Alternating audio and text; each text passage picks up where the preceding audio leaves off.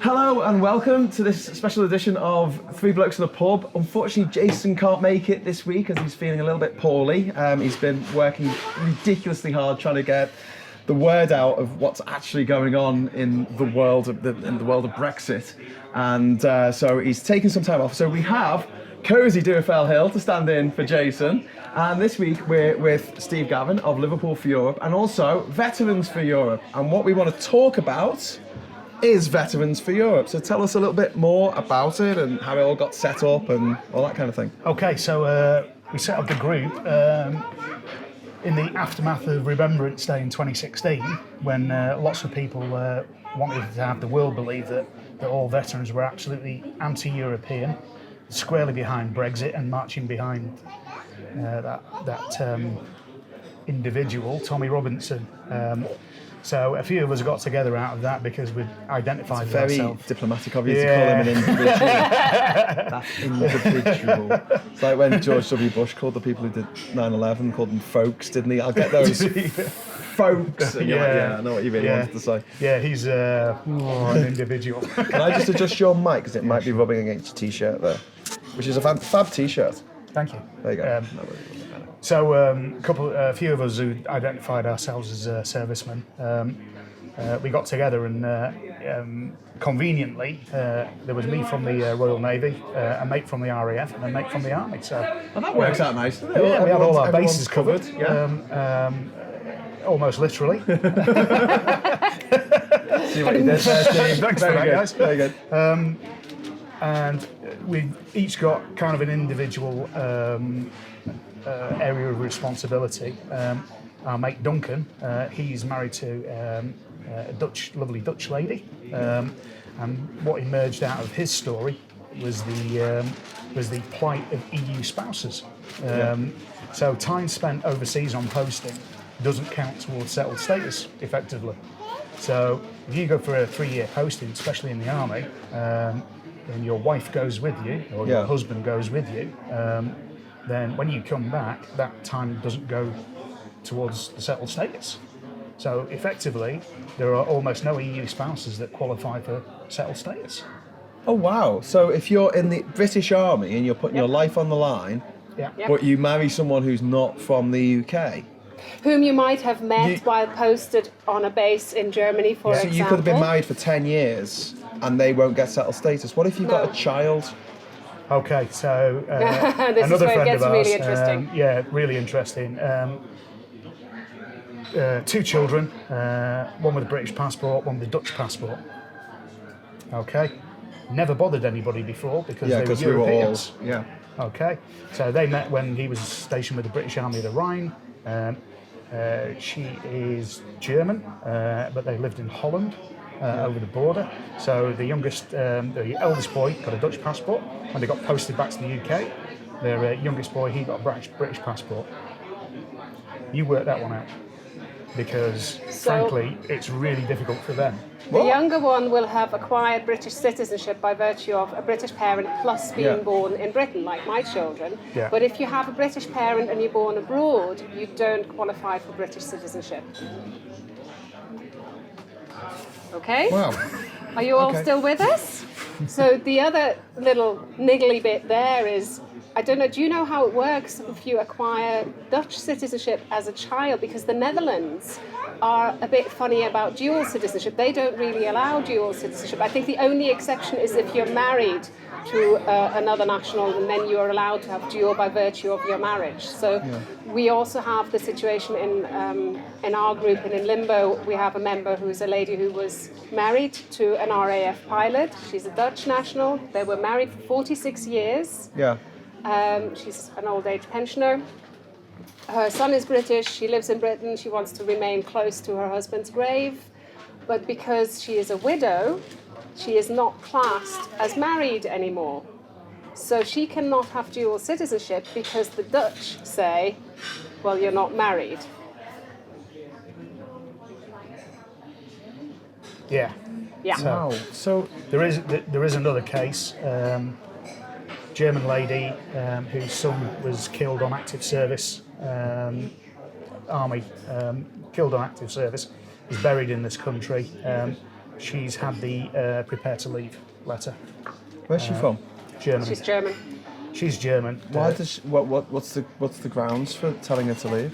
She doesn't have Can I permanent just fix your residence. mic? Of course you on this can. side instead, because otherwise it's kind of pointing the wrong way.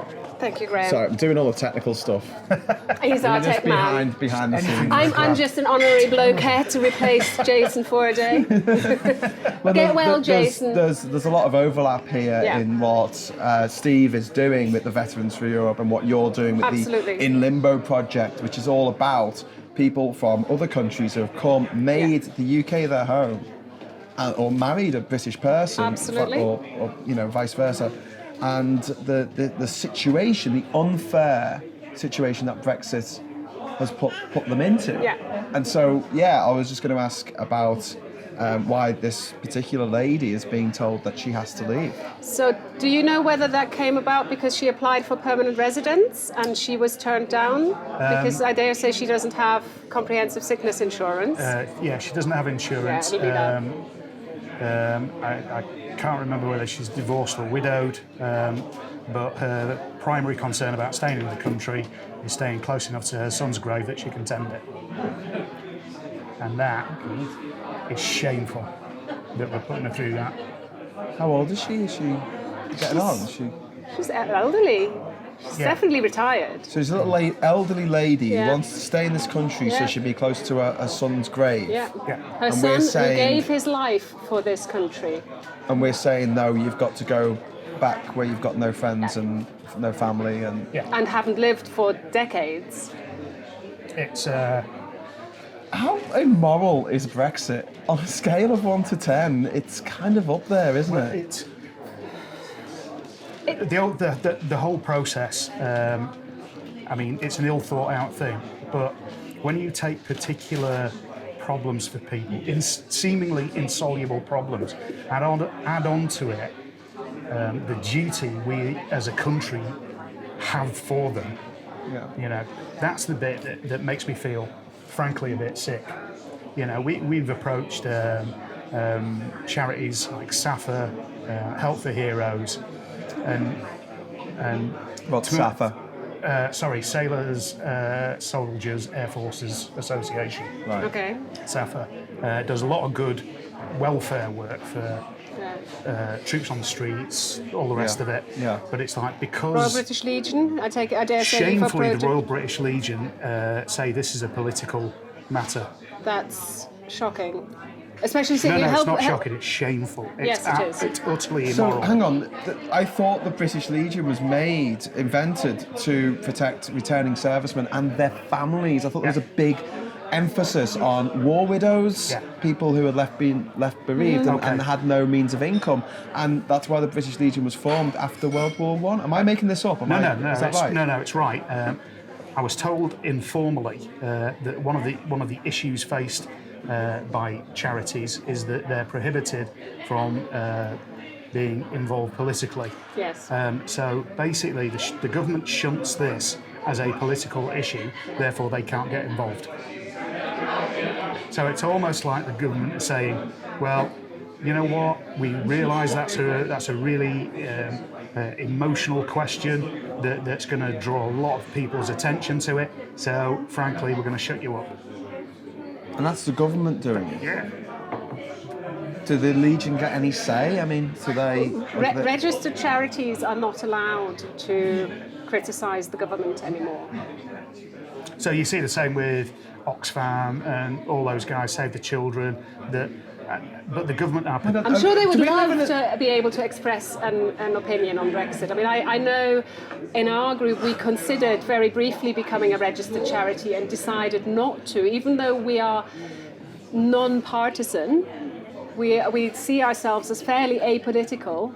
We're anti-Brexit by definition because Brexit is what is putting our members in limbo, is what is causing them this intolerable situation. But, we don't... I mean, personally, I'm kind of like, okay, put Brexit to one side. If you want to really leave the EU, I'm sure you could find a way of doing that without violating our human rights. Yeah. To me, that's the overriding issue. And we chose not to go for becoming a registered charity because it would gag us. And I can name one other organisation, but I don't want to talk out of turn, but I know there's another organisation where the same is true. Amnesty International charity? Yes, I think Are they they are a pretty registered charity. Political? But you have Not to, in this country. Yeah, and it depends on No. your constitution. You can comment on matters that are strictly pertaining to your constitution, but not outside it. The Amnesty International have criticised the UK government for not enfranchising EU citizens, EU 27 citizens in the 2016 referendum. But they've not really. I don't quite understand why they haven't banged that drum a little bit more, and why they haven't maybe sought some legal recourse on this. I don't know if that's connected with But it. if the Who knows? mandate of the Constitution of the Royal Legion says we are there to look after returning troops and their families, if their families are being directly affected by Brexit, e.g. a war widow or the mother of a dead soldier is being told to literally And- go home, like and Theresa May more to wrote on the point, side of a bus. They're told, sorry, we can't help you because it's a political issue, whereas I would argue that this is very much a welfare issue because they're asking for help. This widow and mother of a casualty of war are asking for help with their interaction with the Home Office. Yeah.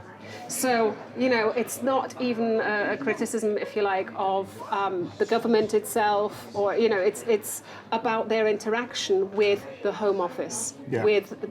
And this is the problem. Brexit comes already in front of the backdrop of the hostile environment. So we already have a Home Office that is geared towards rejecting people's applications, that is geared towards trying to send people away. Yeah. And now Brexit comes into that context. I mean, settled status is slightly different from permanent residence, but by the same token, we've had the first phase of the trial of settled status where the Home Office hoped to have 4,000 participants. They only had 1,050. It all went swimmingly. It all went very well, but they had lots of, because they were trialing the customer service aspect of it. So there were people doing it for you. You weren't interacting with the app yourself. So now they've started phase 2, and there seem to be quite a lot of problems with the app. Yeah. And already the Home Office has applied to make changes which mean that people can be turned down from settled status for not having comprehensive sickness insurance. Yeah. Now, the lawyers of the 3 million spotted this and started a legal challenge. But we're having to watch, the 3 million are having to watch the Home Office like hawks and have to pounce on everything as soon as it arises. And that's, in a sense, that's how we arrived at this impasse at this situation where, because we always thought, oh, well, everything is working swimmingly, and you trust the government and you trust the civil service that everything is going to be done in a reasonable way. There's a little boy playing the piano over here. Stop. He's so cute. He's only like 1 year old. You'll have to let me know when you finish the debate. 'Cause I'd love to do what Brexit means now to a piano tune. Oh, yeah, please. I think we might have to film that as well. Yeah, that one. So, although we have all these assurances already, the Home Office is starting to want to tweak things and change things around. So it just proves that we can't trust them. Yeah, one of Do you the things feel- that's worth pointing out as well that not only defence personnel fall into this quandary, but also Foreign Office personnel. Yeah, So civil servants themselves, yeah, with spouses, fall into the same trap. yeah. Wow, so if you were posted to the British Embassy in Kuwait and your wife was German, Yeah. that's not counted towards the... How No. long have you got to be in the UK? 3 years? is 5 it? years. 5 years? Yeah. So your 3-year postings. So you could have been with someone for like 20 years, Yeah. but they Yeah. haven't spent a full 5 of them. Yeah. And do they have to be concurrent, or can they be... I think they have to For be, settled status, it has to be the last 5 years. For permanent residence, it can be any qualifying 5 years. But then if they were a spouse and not earning, we're back to the old problem of comprehensive sickness insurance.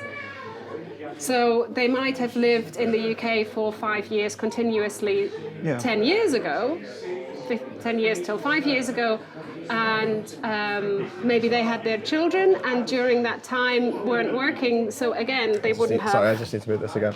It's just in case it rubs against your top there. It will. Does that work? Yeah. That's okay. I know it'd be good if you could double check. But anyway, hopefully it'll all be okay. Yeah. So you might not have been able to build that up, that 5 years. Yeah. It also has to be, during those 5 years, you're not allowed to have been abroad for longer than I think it's 90 years in any 1 year. So if you by chance, for whatever reason, were out the country for 100 days, which is just over 3 months, it's not that long, then you've got the same problem. And then if they're posted You could have abroad, literally that gone on doesn't count. holiday to Australia. for Which three you would mo- go for 3 months, Yeah, because wouldn't you're you? going Because that far, you don't want yeah. to go for a weekend, do you? Exactly.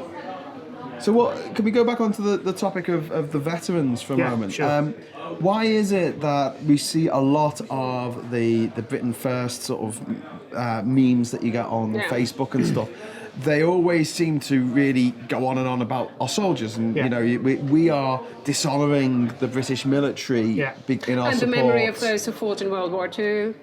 Which to me is bizarre because 22 of the EU nations are NATO allies. Yep. And it's a bit like saying being part of NATO is betraying my ancestors who fought in World War One and Two.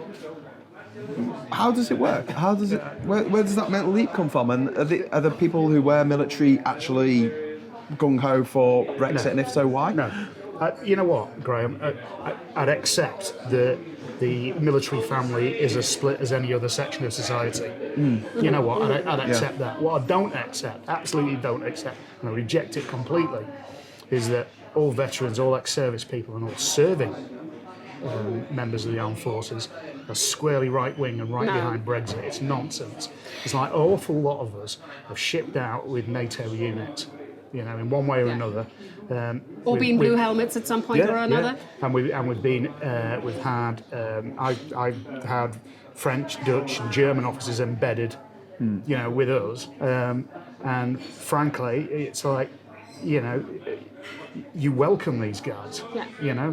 They're our friends and have been for Our allies. Friends, allies, colleagues. This is the main thing. It's our allies. I can offer a suggestion. I think it's because it's an emotive issue. Of course it is. It's, Of course it is. Yeah. because it taps into that sense of patriotism. And of course, But we're armed never forces gone alone. personnel are very patriotic. And that's just it. Yeah. It's like it's this British exceptionalism that plucky Britain stood Yeah. against the might of the Nazis and the Japanese never on their did. own. All by And it's like, themselves, hold on. without anybody Hold on. else. Let me think for a minute. 2.5 million Indians under arms. Million Africans under arms. It's like Australians, and in the New second, Zealand, and in the Finland, Second World War, Americans. When did- in the Second World War, 250,000 neutral Irishmen under Yeah. arms. But when did Britain ever stand on its own? I mean, never. thinking about wars like the Napoleonic Wars, obviously there was a massive retreat from Moscow, which took a huge chunk out of Napoleon's army. Thanks, Russia. There was, Well, the more importantly, at Waterloo, we got bailed out by the Prussians. yeah, true. Marshal Blucher. And then you've got the Yeah. American War of Independence, which was basically a proxy war between the UK and France. Yeah, so And they were supporting the Americans who wanted a republic and wanted to do away with the monarchy. And then a few years later in France, someone said, hey, the way we funded that big war over there where they did away with the monarchy? Why don't we do that here? You see, the law of unintended consequences. Louis the 16th. Bonjour, Madame la Guillotine. But I was thinking about this because the 7-Year War was Britain and I think Portugal against Wait, France. which one was? I know I'm a The historian, 7-Year but which one was the War- 7-Year War? That was the one that I think resulted in France deciding that it really wanted Guadeloupe back, and so it swapped Canada for Guadeloupe. Well, it's better weather. And Voltaire, one of the writers at the time, dismissed Canada. I'm sorry to say this, my Canadian friends, but he dismissed it as a few acres of snow. Anyway, even before then, you had the Spanish Succession. And the reason why I'm coming on to this is because when we went to Gibraltar, they told us why Gibraltar can't have a referendum for independence. Because of the Treaty of Utrecht of 1713, which ended the War of the Spanish Succession, said that Gibraltar's always going to be British. If they ever want independence, Spain gets first dibs. Oops. And that's still in law. That's still an international treaty that is upheld by international law. So I don't know of any time in the last 500 years, to be honest with you, where Britain's gone into an international conflict and it's just been... Well, I know that the right wingers would point directly at the Falklands. Yeah. And it's like what I would remind those people is that without French support, our ships that got sunk, there would have been many more of them sunk. What did the French do for us? So French intelligence got involved in diverting exercises en route to supply the Argentine Air Force. You know, so Wow. okay, and then there's Portuguese airspace that we used. You know, French help, Dutch intelligence services helped us out as well as the Americans and Brazilians, of course. But you know, That's really interesting because we don't really talk about that. We do don't go to war alone. It's No, like we never- simply don't go we to haven't war done alone. that for a very, very long time. I think, and even just by its very definition of the United Kingdom, we're at least 3 countries here. Well, Not okay. the province. to get going. Isn't Okay, that so how it the, works? so the rule of thumb is the British Army can't fight an infantry war without Scottish regiments. Okay. Is that because they all Okay. like wear kilts and show the Yeah, bum? scary, Like, scary. And Well, what about the Gurkhas? I put it down What to ab- the bagpipes. what They about- really put the fear of God in you. yeah, that'll do it as well. What about the Gurkhas Yeah. as well? You know, the Nepalese. I mean, they're just And, phenomenal. and look how they've been treated by the Yeah. Home Office and by Yeah. the hostile environment. Look how they Well, don't get British citizenship. The if they hostile want it. environment is a product of Theresa May. Yes. And it's like it covers everybody. You know, there's no Well, there's no so little far outs. as an EU citizen, Yeah. I've been safe from that. But now we are getting dumped into it. Yeah. And we don't like it.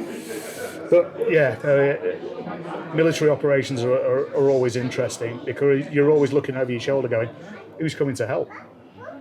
Because, you know, nobody likes being in a fight on their own. Nobody goes into a fight on their own. How do you feel about the fact that a lot of Brexiteers that I've spoken to suddenly scream at me, EU army? Is that... I know it's not actually happening, but if it did happen, would that be a really bad thing? Right.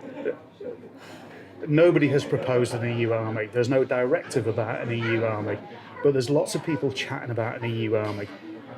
There are. From what I understand is that what we're talking about at the moment is common defence procurement, which is an entirely different thing to embedded, trained divisions of multinational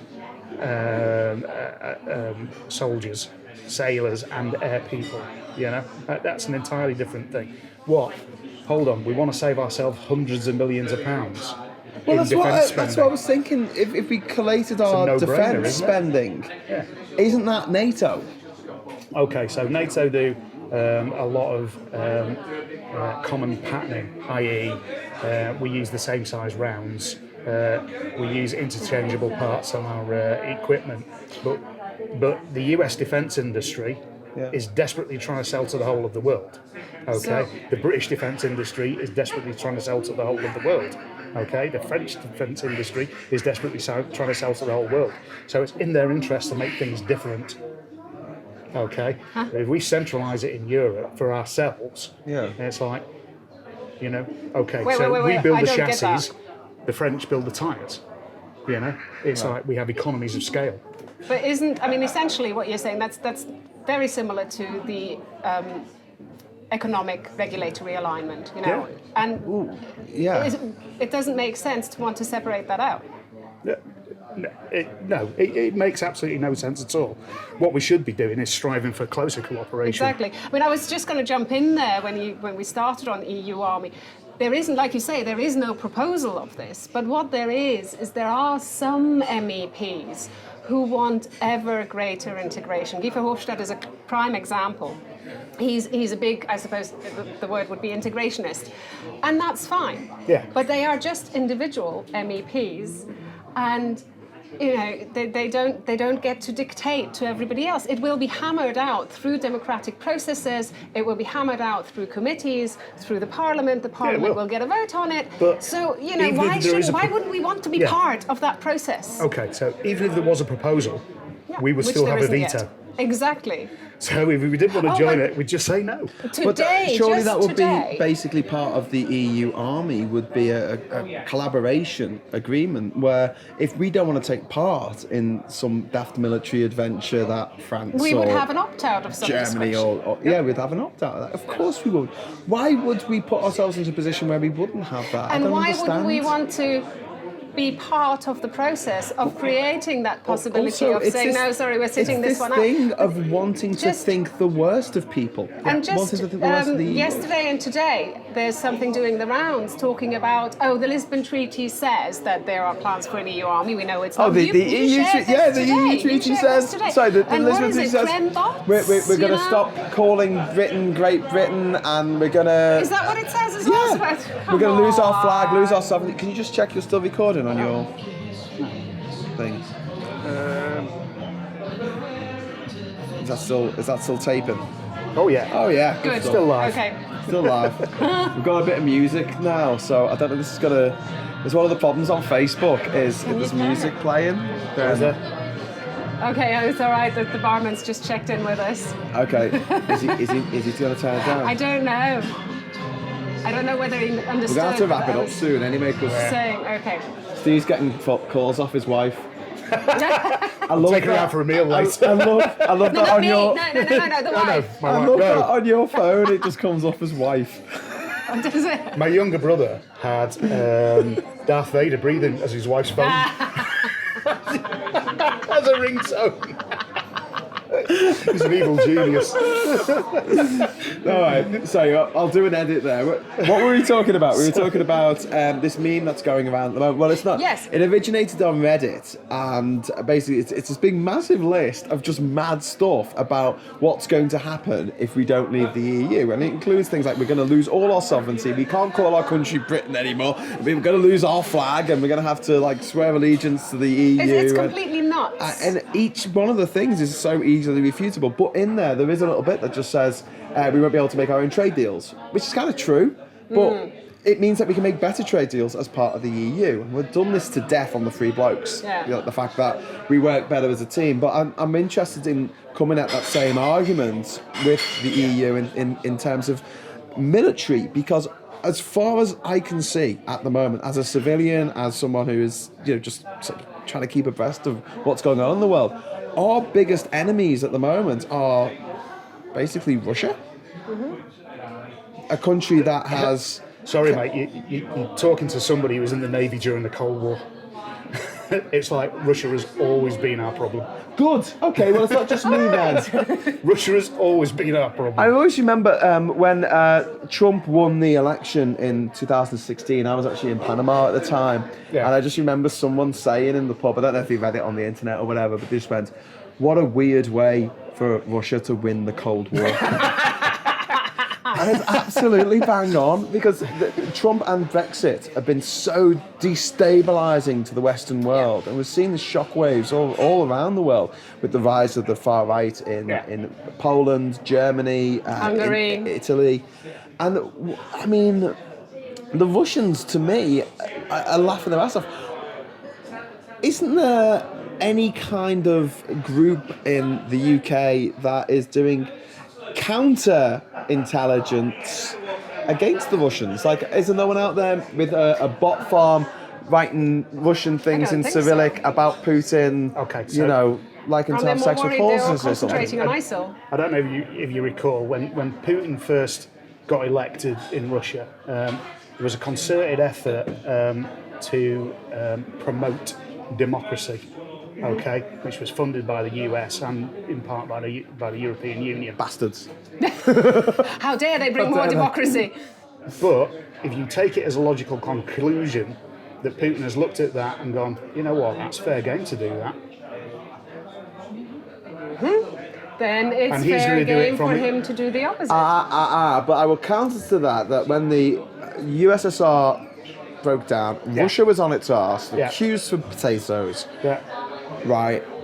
It was the Americans who gave them a massive, massive loan Yes. to get themselves back on their feet. Yes. So, Yeah, to keep them stable, to stop them from descending into civil Yeah. war, which would Yeah. ultimately be also more destabilizing to Yeah. the US, I would suspect. So, I don't really buy the argument that America's interfered in other people's democracies, so it's fair game for people to watch. I'm sorry, that would. Two wrongs don't make a right. That wasn't my point. I don't say that it's fair. What I'm saying is that In his Putin head. sees it as legitimate. Of course, yeah. I mean, well, And what I'm getting to is he sees it as a legitimate form of warfare. Okay. Infowars. Consider it's warfare. You remember a few years ago, there was an episode of a Russian mini-sub in the Pacific, Yes. and it got stuck, okay? And the Royal Navy had a vessel on station, and they went down and rescued it, and it was hailed as a great big, lovely operation that we've saved these poor Russians. Have you ever asked yourself what they were doing down there? Who, the Russians or the Brits? in the Russians. Pacific. Yeah. Maybe they're in the Marianas Trench and Challenger Deep, just seeing how deep it was. No. They Like were tapping James Cameron. They were tapping into fibre optic cables. Pardon? They were tapping into fibre optic cables. And the reasons They can do why that? the British rescued them is because we were on station watching them do it. Okay? So this was a public, tacit look at... That was a PR exercise. We know what you're doing, and we're on top of it. But we're Okay. not on top of it. We've allowed the Russians to but- give all this yeah. money to Aaron Banks. And if Okay. that's not true, you can sue me, Aaron. And like he has used that money to fund an illegal operation, which meant that people's data was harvested on Facebook. They were targeted with ads that were not true, Yeah. and they overspent. Yeah, okay. So this is called, I think, what the Americans call it's asymmetric warfare. Yes. Okay. But can't we make it more symmetric by doing it to them? And that's just it. I'll head up that task that's- force. I'd that's- love to do that. I can make memes all day. That takes us right back into the Cold War. No, We never left, darling. Yeah, All right. read some turn of the 18th century literature. The thing they term as the Great Game. Yes. Okay, so that was Afghanistan. okay. So that Yeah. was the Russians against the West. Yeah, it was. Yeah. Yeah, with Afghanistan as the buffer zone yeah. between Yeah. the Russian Iraq. Empire in the So- north and so- the British Empire so in, great in game, India. great game, interwar years, straight after Cold War for 40 odd years. You know, it's never changed. It's the actual relationship has never changed. What's changed is the way we do it. But are we naive in this? Are we just? I mean, it seems really weird that there are people on my Facebook who constantly defend Russia in everything it does, and all I can see is a complete, a straight line from. They had a puppet ruler in Ukraine who was doing everything that the Kremlin wanted him to do. He got ousted by a popular revolution, and they had elections, and they got rid of him, and they got somebody else in who was pro-European and wanted to bring Ukraine into the EU and into NATO. Putin couldn't have that, so he invaded. As a result, the EU put sanctions on Putin, and Putin got his own back by forwarding pushing for the separation of the UK from the rest of Europe, which was in Alexander Duggan's 1998 book, whenever it came out, The Foundations of Geopolitics, which is like a handbook for the Russian Trump and government Brexit, to... Okay, guys. Honestly, keep that phrase in your mind. Asymmetric warfare. Yeah. That's what we're going through at the moment, and that's why I see that veterans are really important in this. We know what we have Because an you idea understand of warfare. I have an idea of what's going on. I have an idea of what's going You've on. got a lot now, more the thing is, than I have on this stuff of why a sub was rescued okay, in the Pacific. So, one of the things I've been trying to get over to people for the last 2 years is, it's like, this is not just Brexit. This is a fight. Yeah. We're in a fight. And We're it's like- losing. We're losing. Yeah, and pretty people who much. should be on our side are fighting against us. Yeah. So, get a grip, everybody. We're in a fight. We're already in it.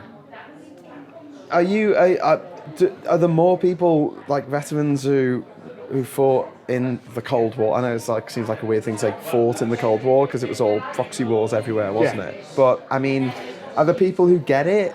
Are there enough of them, or? Yeah, I think so. I mean, what you see is a massive ex-private soldiers who bang the drum about patriotism, but frankly don't strategically know what's really going on. And it's like you have to look at what's strategically going on to make those decisions. And it's like there's a lot of very intelligent ex-services people who are squarely on side with you know what, we are being attacked. They're being manipulated. Yeah, absolutely So- being manipulated. In your military career, were you in a position where you honed those skills of being able to see the wider strategies and use more critical thinking? Or, you know, what I'm trying to get at is Yeah. why are you and some others able to see this bigger picture, and yet there is a huge segment of, in particular, I find ex-squaddies who are really, just extremely patriotic. But when you engage with them in conversation, you really think somebody's put something in their water because Yeah. they're really Okay, so what you've got to think about single-minded. is generally is those people's roles. I mean, very quickly, it's like I served in the Polaris program, so I was thinking about war a different way to them. Okay, so you were trained to use those. Can you just explain that? what the Polaris program is? Okay, so the Polaris at that time was Britain's independent nuclear deterrent. So they're very big submarines that carry very large missiles. Nuclear missiles. Yeah, nuclear missiles ready to fire away. So you're thinking about warfare a bit more geopolitically. Mm-hmm. You know, it's like, okay, so if somebody fires. If we do this here, what will be the effect over there? Yeah, so you're thinking about the whole basis of it is MAD, or mutually assured destruction. Okay, so they fire, we fire. Mm-hmm. There's no advantage to anybody, so why would you start it in the first place? So you're constantly thinking about, well, what targets would we fire at? You know, and why, and what kind of fallout, if you pardon the term, would that cause? You know, and in what circumstances would it happen? So you think about warfare a bit more differently. If you talk to a lot of ex-RAF guys, they think quite strategically. Why Because they're can't not- we get they're not these right up people there on the at the face. TV? Why can't we get them saying on the TV, explaining this to people, like we are being played here? Well, I think you And can. this is I think how. the Chief of the Defence Staff has just come out and said that the biggest threat to the UK at the moment is Russia. The it's serving about Chief 2.5 of Staff. years too late. Well, yeah. I could have told him that 2.5 years ago when Putin was. That's a massive Yeah, but watch. You at didn't that get point in 2.5 time, years everybody of would it, have by the given way. you a tinfoil hat for saying it. Sorry? At that point in time, everybody would have suggested you need a tinfoil hat while you say this. But it was obvious. I mean, Russia invaded. Well, it's got its own little separatist part of Moldova. Yeah. It invaded Georgia, a place where I've been, and it's taken a third of the whole of Georgia. Just taken it. Yeah. South Ossetia and Abkhazia. It just took it. And it was 2007, I think, and they did that, and there was hardly a murmur from the international community. Yeah. Okay. And then they've done this in Ukraine, and you've got people who are European, British people, saying, oh yeah, but Ukraine had a Nazi government, and they had to do it to save the Russian people living in Crimea from the Nazi government. And you're like, you really believe this? What if you know, Cornwall elect a local councillor who's a Nazi? Does that give Russia the right to invade, or France, or some other? I mean, how does that even? Well, it's begin to Cornwall, work? don't invade on a Now, Sunday, number Cornwall, one. Yeah. Breton, you know, there was a connection there, so it might be a justification for... No, okay, maybe not. It's a weird situation we're in, but I don't honestly think that if we get another bite of the cherry, if we get, you know, another vote, that they will be allowed to play the same game. Because we're already in front of that. Why aren't Will we we fighting be them able? though? But Like, will we be able to protect our democracy from that kind of interference? I don't think we will. There's already I that thing on don't- Reddit that's gone live over the last few Exactly. days. That's had a Russian source, from Yeah. what I hear. Guys, I'm sorry, I'm going to have to go. Yeah, he's got Okay. dinner. He's got dinner with the wife. She I've keeps gotta coming up on collect his my phone. All right, guys, thank you so much for joining me. Sorry Jason couldn't make it. Thanks for having us again. Cheers. hug. Good to see you all again. I'll say cheers, but we've finished our beers. I can say cheers. Okay, cheers. And as always, stop Brexit. Stop Brexit.